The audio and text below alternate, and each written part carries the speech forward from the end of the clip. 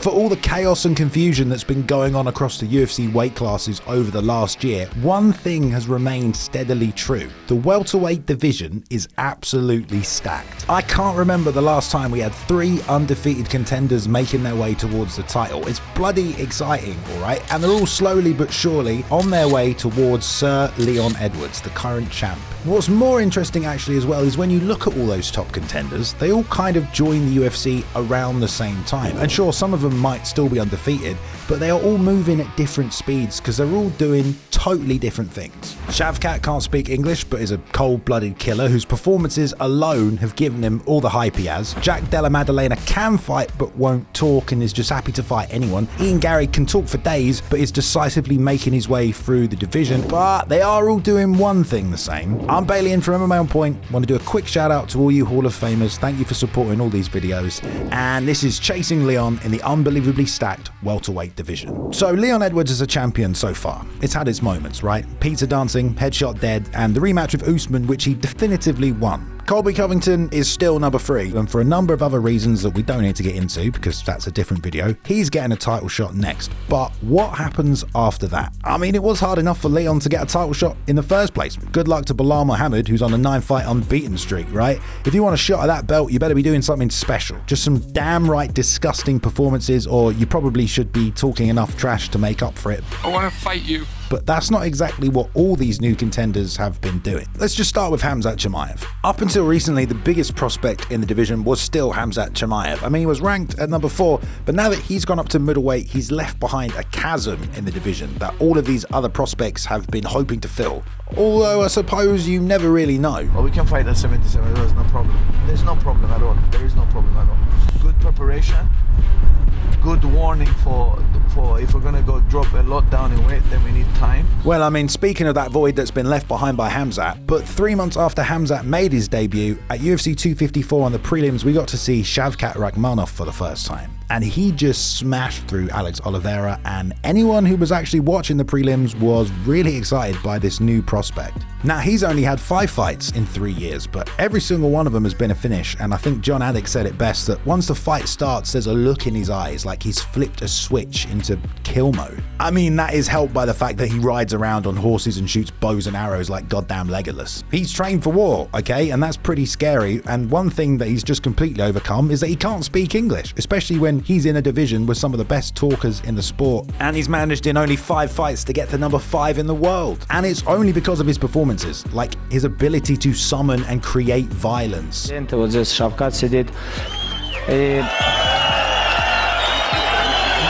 Next up for the Nomad though is Wonderboy, which I think some people are looking past, but Thompson is still a phenomenal striker, and if it stays on the feet, it could be 50-50. I mean, who knows what could happen with 2 great kickboxers like this. If he can pass that test, he very well might get a title shot before Belal, or maybe even matched up with him, because he's exactly the kind of fighter the UFC loves and is guaranteed entertainment every single time. I've not even mentioned Wonderboy yet, because he is in a very tough spot if he wants to get another title shot. But the best place to start would be by beating Shavkat, who's flown up the division in such a short time. So about a year after Shavkat's debut, he had his second fight and he choked out Michel Prazeres. That was fight of the night at the Apex, and at the same time Khamzat had fight number 4 against the Leech, and he choked him out in 3 minutes in front of a massive crowd at UFC 267. It's quite a big difference between those two at the time, but then just 1 month after that, at 268, we had the debut of another undefeated contender, Mr. Ian Garry. First of all, with Ian, you have to remember that he only went pro in 2019, and by 2021, he was already 7-0 and getting the call to join the UFC.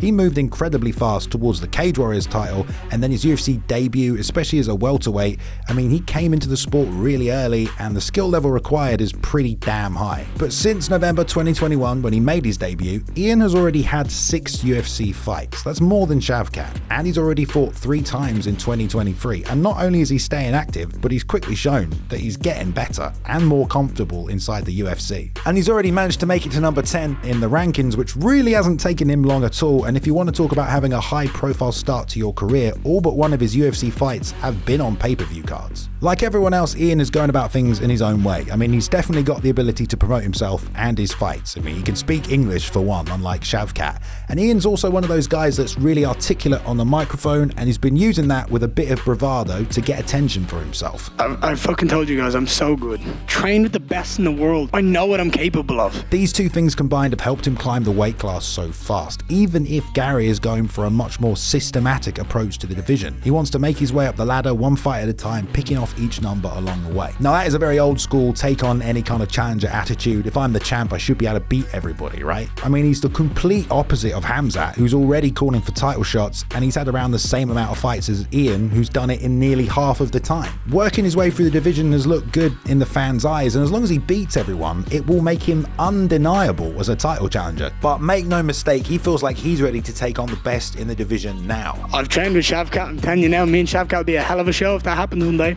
Right next to Ian in the UFC rankings though, at spot number 11, you've got another welterweight contender that is possibly also on his way to title contention, the Australian Della Maddalena. Now, he made his UFC debut 2 months after Ian, coming off the Contender Series, and also like Shavkat and Ian, he went straight onto a UFC pay-per-view. And he won in just 3 minutes in pretty incredible fashion, and I don't think Jack's fighting style is objectively any more or less entertaining than anyone else we've already mentioned, but JDM definitely quickly rose up the division because of the way he was finishing people inside of the cage.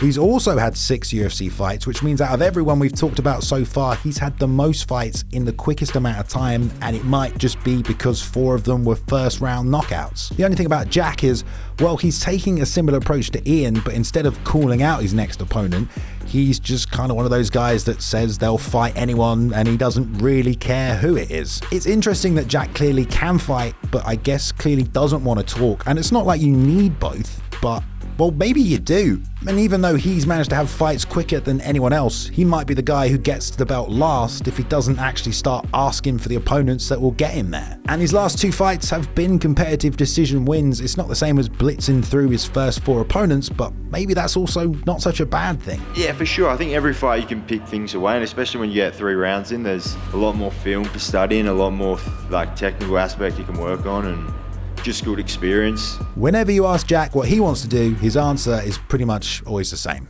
Just whoever. I want to fight whoever.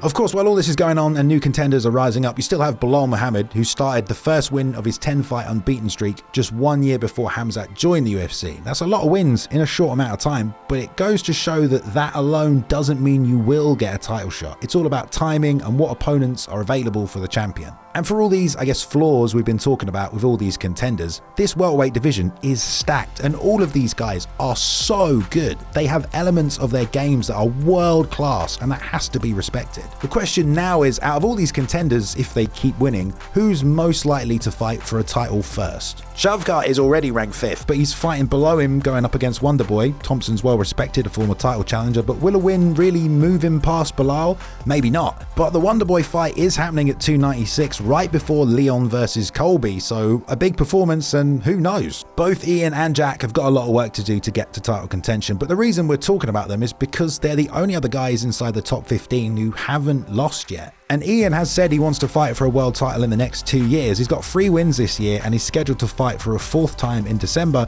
If he does win another 3 fights next year, yeah, he could be fighting for the belt. But it's Leon who's got the strap now, and with Colby Covington firmly in his sights at UFC 296. And when you look at it, Leon matches up well with everyone in the division.